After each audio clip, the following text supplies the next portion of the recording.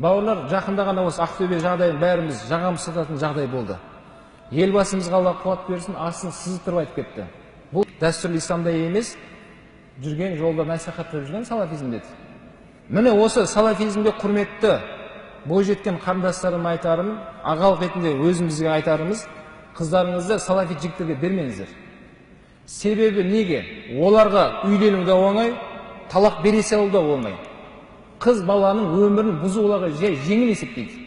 Дінді мүлдем басқаша түсініп бұрмаланып жатыр олардың көзқарасы бойынша. Сол үшін қыз баланың өмірі ойыншық емес. Бұл қыз баланың абыройы, біз еркектер, біздің абыройымыз олар. Қыз бала бойжеткен тұрмысқа шыққаннан кейін тастай батып судай сынып кету керек ол.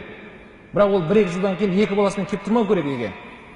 Міне өкінішке орай сол салафизм ағымында жүрген бауырларымыз өкінішке орай қазір осы деңгейге жеттік, осындай сөз айтатын жағдайға жеттік. Және сол қызға қарындасымыз айтарымыз, намаз оқымаса да қазақтың қара домалақ жігітіне тұрмысқа шығуға шақырамыз. Ол мұсылманның баласы намаз оқымаса да оқиды, құдай қаласа. Алла қаласа оқиды бір күн. Бірақ анау секілді саған онда иттік өмірді алып келмейді.